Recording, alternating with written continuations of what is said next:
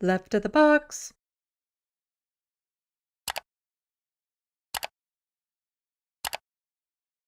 So this was in London, Ontario, just a few days ago.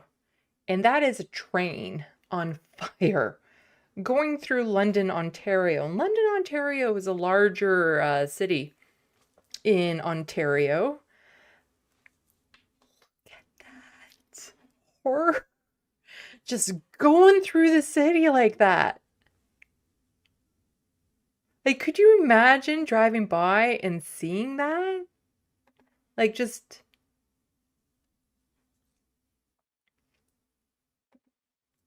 you're just on your day and you look over and here's this train on fire and just moving along. Like I can't, like, this is like through the downtown of London. Like not even just on the outskirts, but like right cuts right through the city. So it's carrying wood and railroad ties that went up in flames on last Sunday. Just wow. Yeah, multiple 911 calls came from residents, obviously. Luckily, like, it didn't catch on any buildings or anything. Like, nobody was injured with this, thankfully. But this is like horror movie stuff, and I'm going to make it a lot worse for everyone in just a moment. Um, just like there's something in a movie that I'm trying to remember where I've seen something like this, where it's just like this thing on fire coming towards you. And it's like an apocalyptic type movie. And that's like, oh my God, could you imagine just being at the rail cross and seeing that? I just, wow. Like you would think the end of the world is coming. And there is something where I'm just picturing like this train on fire, apocalyptic type movie. Wow. This is just like, you would think like, okay, are they shooting a movie or something?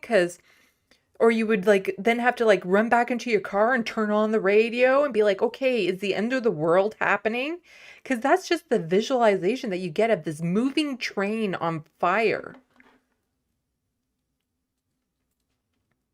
Yeah, so no injuries were reported, and firefighters said there was no dangerous goods aboard.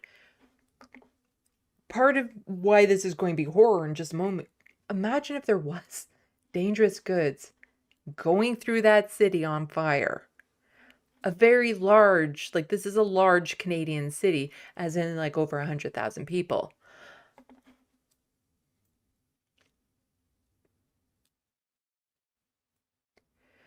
The fire department said the railway company was investigating the cause of the fire.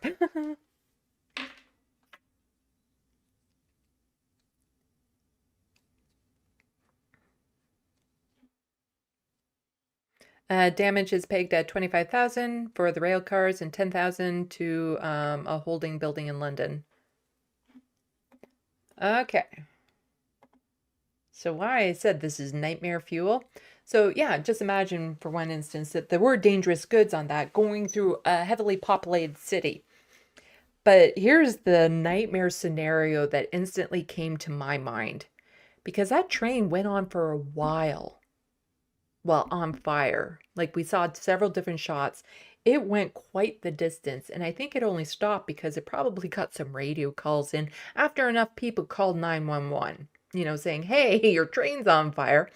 And so then they probably waited till they could get to like a clearing where the fire department could come in. But to be moving that through a city that far on fire like that, like not just one car, but all of them on fire like that for so long. Here's the nightmare scenario. We have a lot of rail lines out in the middle of nowhere, but not quite the middle of nowhere, in the middle of the boreal forest. Very big wooded forest through large parts of Canada. It's lots and lots of trees that these trains go through. And wildfire season is becoming worse and worse every year. It was really bad last year. And part of the reason why we have such a hard time fighting fires here in Canada is how remote these areas are. Because You can't just like hook up a hose. Like you have to transport people, equipment, everything into these very remote areas in order to try to fight these fires. If a train was on fire like that, going through the forest during a dry spell, like when you're conductor, I don't think you're looking back too often if the train is running normally and you're not feeling any difference. So if the cars are on fire on the top, you're not necessarily going to feel anything. There's no smoke coming into you.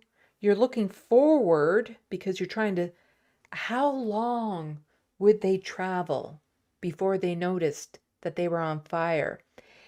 And if they're doing this during the dry season in a wooded area,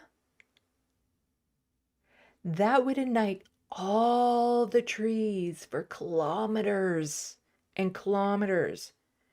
So you would have a forest fire start unlike anything else we have seen before. Like it would just be the most monstrous forest fire imaginable if that were to happen. And the fact that it could be on fire for so long while going through a city, it is incredible.